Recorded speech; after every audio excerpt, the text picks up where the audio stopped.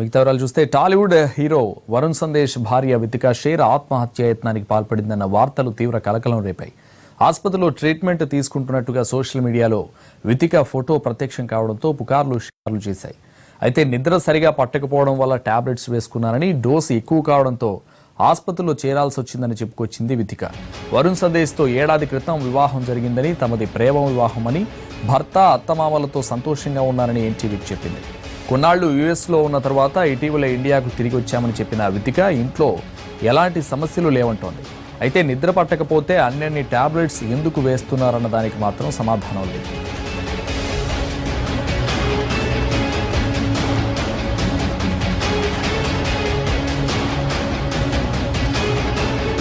అయితే అసలు చేసుకునే ఛాన్సే లేదు నా లైఫ్లో. ఎందుకంటే నేను చాలా హ్యాపీగా ఉన్నాను. నా పెళ్ళై 11 months అవుతుంది, ఇంకా 5 days అయితే. మేము ఇంత హ్యాపీగా ఉన్న సిచ్యువేషన్లో ఐ డోంట్ థింక్, నాకు ఆలోచన కూడా లేదు. ఇంకా ఈ న్యూస్ ఇవన్నీ చూస్తుంటే ఏంటో అర్థం కావట్లేదు నాకు అసలు. నేను హాస్పిటల్లో అడ్మిట్ అవ్వడం అనేది కరెక్టే. ఎందుకు అయ్యానంటే, నేను యూఎస్లో 3 months ఉన్నాను. ఉండొచ్చిన తర్వాత అక్కడ అలవాట్లు అంటే నిద్ర టైమింగ్ డిఫరెన్స్ వల్ల నాకు మధ్యలో ఫుడ్ పాయిజనింగ్ అయింది. ఆషాఢం అని చెప్పొచ్చా? ఫస్ట్ ఆఫ్ ఆల్ ఆషాఢం ఫస్ట్ ఇయర్ మా అత్తయ్య వాళ్ళు బ్రాహ్మణ్స్ కాబట్టి చాలా పద్ధతులు చాలా ఎక్కువ ఉంటాయి. సో ఆషాఢం అని చెప్పి నేను ఇండియా వచ్చి అమ్మ వాళ్ళతో స్పెండ్ చేద్దామని చెప్పి. సో నేను మా ఇంట్లోనే ఉన్నాను, అంటే సందేశ్ వాళ్ళ ఇంట్లోనే ఉన్నా. మా ఇద్దరికి గొడవలే లేవు అసలు. అండ్ నిద్ర సరిపోవట్లేదు, ఎంత ట్రై చేసినా నిద్ర రావట్లేదు అని చెప్పి నేను డాక్టర్కి ఫోన్ చేసి, ఇట్లా నాకు మా ఫ్యామిలీ డాక్టర్కే కాల్ చేసి ఏదైనా టాబ్లెట్స్ ఉంటే చెప్తారా అని చెప్పంటే, లైక్ ఎందుకు అంటే ఇట్లా జెట్ లాగ్ ఉంది, నిద్ర రావట్లేదు. ఓకే ఫైన్, సరే నీకు చెప్తాను రాసుకొని రాసి నేను నా వాచ్మెన్కి ఇచ్చి పంపించి టాబ్లెట్స్ తెప్పించుకుని ఐ టోల్డ్ సందేశ్కి చెప్పాను, నేను అమ్మకి కూడా చెప్పాను. వాళ్ళిద్దరు రెస్పాన్సిబిలిటీ కాబట్టి నేను చెప్పాను, అమ్మ నేను ఇట్లా నిద్ర రావట్లేదుగా, ఇన్ని రోజుల నుంచి ట్రై చేస్తున్నాను, నాకు పడుకోవాలని ఉంది మనశ్శాంతిగా. ఈ ఫంక్షన్స్ ఇవన్నీ అయిపోయి మా ఇంట్లో చాలా ఫంక్షన్స్ అవి జరిగాయి లాస్ట్ మంత్. సో సర్లే అని చెప్పి సరే అంది. ఒక టాబ్లెట్ వేసుకున్నా, నిద్ర రాలే. 2 వేసుకున్నా. అంటే మేబీ టైం తీసుకుంటే వస్తుంది అనుకుంటే, నాకేమో ఇమీడియట్గా పడుకోవాలి అని ఉందని చెప్పి ఒక 4 టాబ్లెట్స్ వేసుకున్నా. ఎగ్జాక్ట్గా 4, అంటే అవి కూడా 0.5 mg 4 టాబ్లెట్స్ వేసుకున్నా, అది కూడా గుర్తుంది నాకు.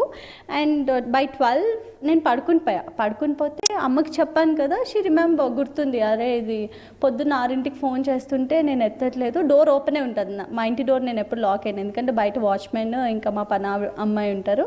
సో అందరు లోపలికి వచ్చి చూస్తే నేను పడుకునే ఉన్నాను. అమ్మ ట్రై చేసిన లేపడానికి, లేగట్లేదు. అంటే టైం పడుతుంది, అన్ని 4 టాబ్లెట్స్ కాబట్టి అట్లీస్ట్ ఆఫ్టర్నూన్ వరకు అన్నా ఆగుంటే లేచేదాన్నేమో. సో వీళ్ళందరూ వరి అయిపోయారు, టెన్షన్ పడిపోయి వెంటనే స్టార్ హాస్పిటల్కి తీసుకెళ్ళాక నాకు అన్నీ వినిపిస్తున్నాయి, ఎవరేం మాట్లాడారో అన్నీ తెలుస్తున్నాయి, కానీ నేను మాట్లాడలేకపోతున్నా అంతే. నాకేమో I was like okay fine.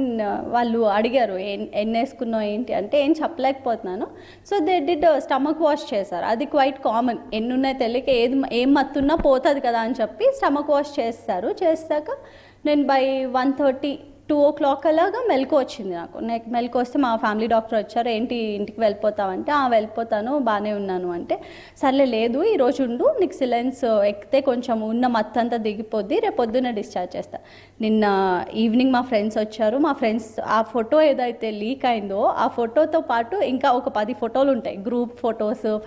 అందరం నవ్వుకుంటూ ఏంటి ఇదంతా కామెడీ అది ఇది అని చెప్పి జోక్లు వేసుకుంటూ ఉన్నాము. ఈరోజు మార్నింగ్ నేను బై 10 o'clock నేను డిశ్చార్జ్ అయిపోతే వీల్ చైర్ తీసుకురావాలంటే, వీల్ చైర్ ఏంటి, నేనే నడుస్తాను, ఐఎమ్ ఫైన్, ఎందుకు ఇలా చేస్తాను, అంత హ్యాపీగా ఉన్నాను నేను.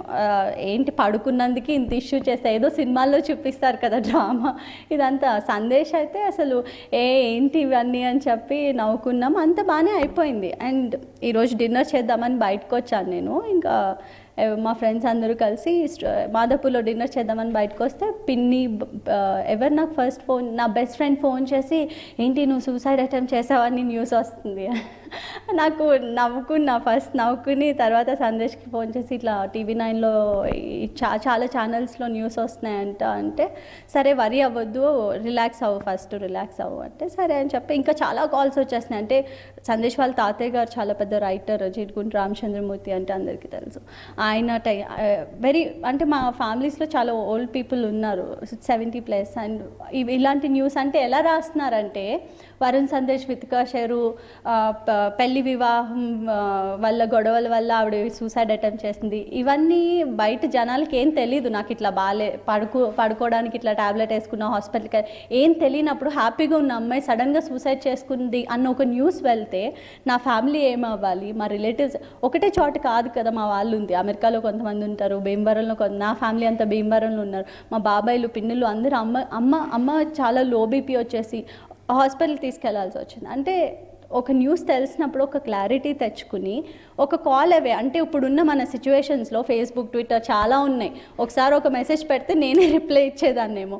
But I think it's wrong. Sandesh పెళ్ళికి ముందు మేము 2 years రిలేషన్లో ఉన్నాము, లవ్ మ్యారేజ్ మాది. సో పెళ్ళికి ముందు చాలా హ్యాపీగా ఉన్నాం, పెళ్ళి తర్వాత అంతకన్నా సంతోషంగా. ఎందుకంటే మేము ఏ రోజైతే ప్రేమించుకుంటున్నామని తెలిసిందో ఆ రోజే మా ఫ్యామిలీస్ ఇద్దరికి చెప్పేసాం. 2 years ఇట్లా ఒక నెల రోజుల్లోనే మాకు అర్థమైపోయింది మేము పెళ్లి చేసుకోవాలి, మేమిద్దరం కరెక్ట్ కపుల్ అని చెప్పి.